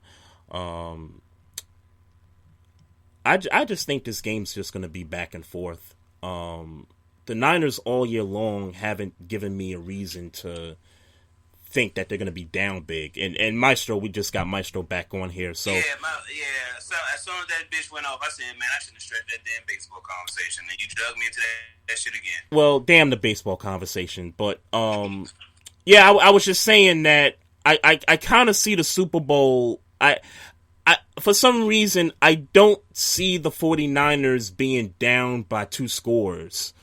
To have to kind of fight their way back into the game. I really kind of see this as a tit for tat, shootout. And, obviously Mahomes will, get the best of them at the end. When I haven't watched all the 49ers games, but the games that they lost, the game at Baltimore by field goal, the Falcons game where, they scored the touchdown at the end, the Falcons, that was, I think, by like a couple points there. And I forget the Seattle game that they lost, by a field goal. It's going to be hard to put this Niners team away. I guess is the point I'm trying to get to. They haven't been down like that pretty much all year long. And I just think to expect them to all of a sudden, be succumbed to the Kansas City Chiefs. And let's be real about this. Kansas City Chiefs defense, spotted the other team some points in the first couple of playoff games. So if the Titans could put up 17 early and the Texans, put up the 24, and granted that was aided by some, special teams in there. I don't see why the Niners can't, put up a quick 10, 12 points, early and, kind of, put the Chiefs, backs behind the wall. I could see something like that happening. I don't see the Niners, being down so big in this game that they got to fight back and then, they just, the Chiefs pull away. Well, like I said, it's going to be tight in the first half. They're going to pull away in the third. So, that's kind of been where I'm at. They're going to pull away in the third. And they're going to fight. Of course, the 49ers are going to fight. They're there for a reason. Yeah. But I tell you this, the major difference between the 49ers' 3 losses and Patrick Mahomes, and I get Russell Wilson is in that loss category, but even when you're talking about Russell Wilson don't got these receivers, speed-wise, I mean. They don't have that tight end. Sure. Tyler Lockett is a good wide receiver. He's not a number 1. DK Metcalf is a number 1 in the making, but he's not there yet. Sure. Tyreek Hill, I don't even, I'm still, how I feel about Tyreek Hill, but in that offense, he's pulling it off. So, don't be surprised if Sammy Watkins have a game. Well, Tyreek Hill's best attribute is his speed. Sure. If you ask me. My point is that he's not a number 1, but in that offense, he's a number 1. No, sure. I totally get that. But I just don't want to get it misconstrued that Tyreek Hill's got the best hands in the league. I don't want to get into that because I don't think that's his best attribute. It's his speed for me. But getting to the 49ers for a minute, I'll go back to that Saints game at the Dome. It's like week 15, week 14 or something like that. Bro. What's up? I'm sorry, that's an anomaly. That game's an anomaly, bro. I'm sorry. Well, it's an anomaly in the sense that, Jimmy G went toe for toe with Drew Brees, but I'm more so comparing, and it's not an exact comparison to the Chiefs. Saints got a little bit of speed on that team also. It's not to the equivalent of the Chiefs, but Michael Thomas is the best receiver in the game. I get his hands are elite, but Michael Thomas can burn you. Alvin Kamara, while, I mean, he's had a quiet year, that's a guy that could burn you. I mean, I thought the Niners did a pretty good job with the Saints. And the Saints at that point were playing some good defense at that point. Drew Brees ain't Patrick Mahomes, bruh. No, and again, you're proving my point that I get that they're not equally, comparable. But if I had to pick a team that's closest to the Chiefs, it would be the Saints.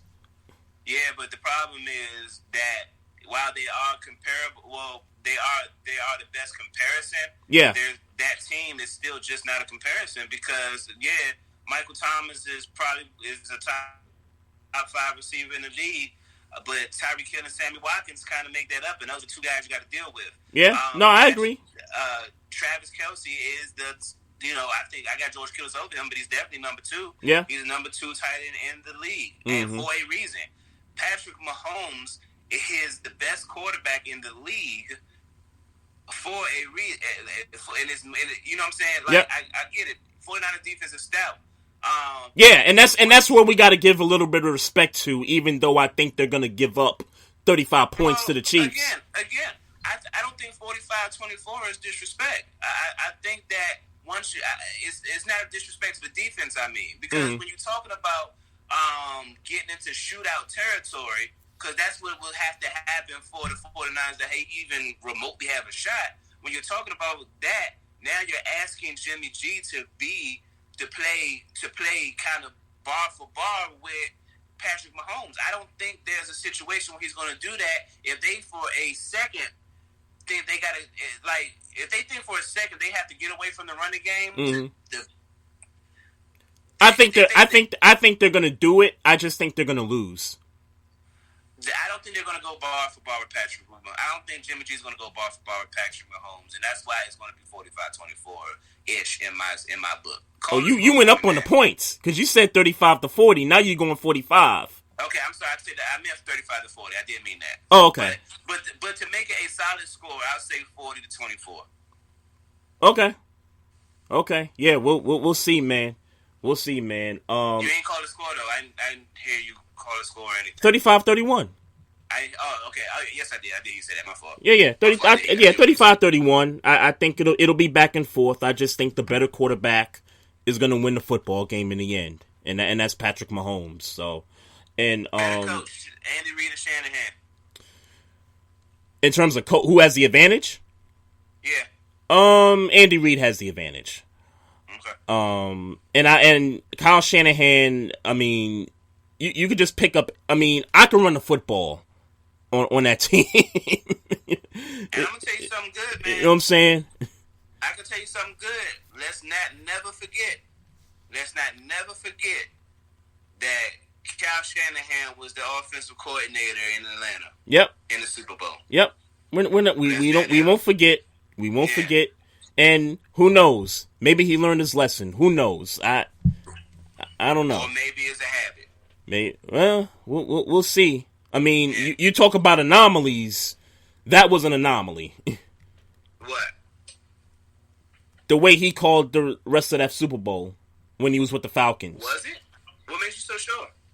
I can't think of another time he's called the game that way to where they blew a game. But come on, that's not a. But you don't follow the Falcons enough to have an assessment of that. You get what I'm saying? Well, didn't he leave the Falcons after that?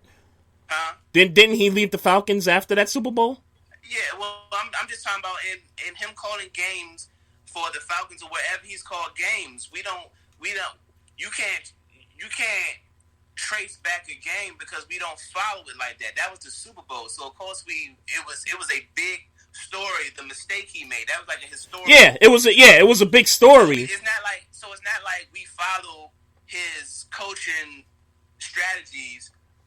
We don't know his tendencies to do that. Is what I'm getting at. No, I hear you, but I felt like if we knew about it, that people would make a big deal about it. I guess is what I'm saying. I think they would only make a big deal about it in the Super Bowl when you came back from 25 points down. Sure. But I also think if those tendencies were to continue post the Super Bowl, I think we'd hear more about it then.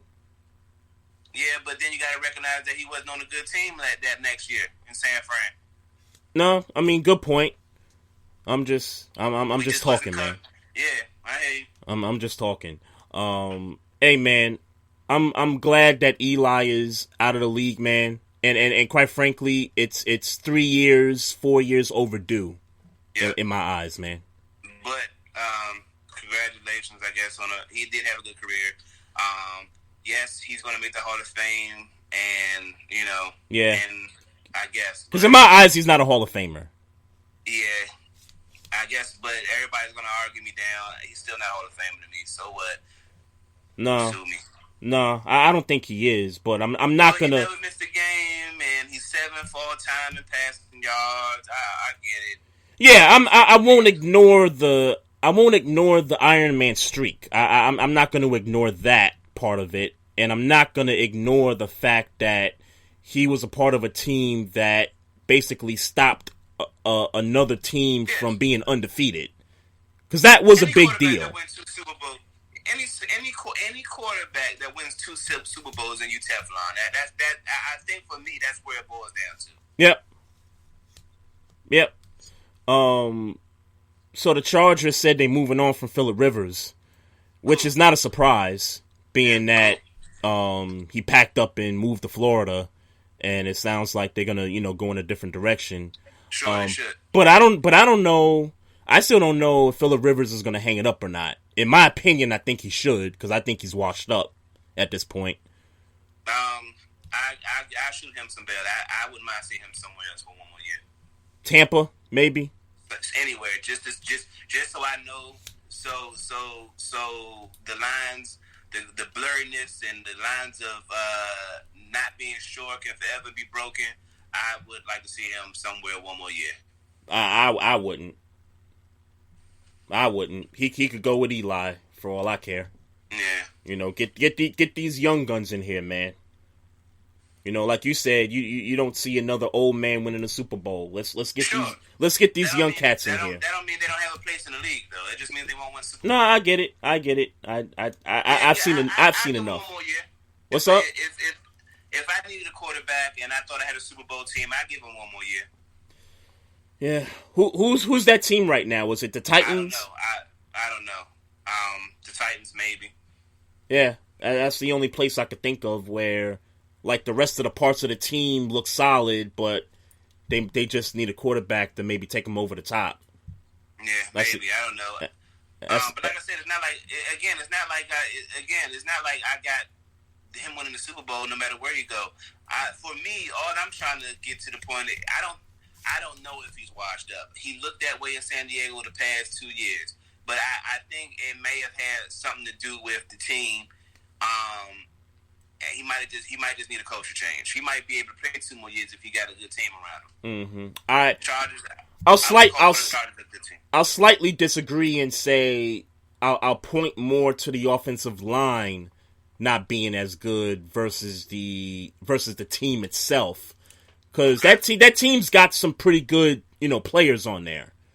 Okay. I mean, if you want to talk about talent, I mean, I think Keenan Allen is a good wide receiver.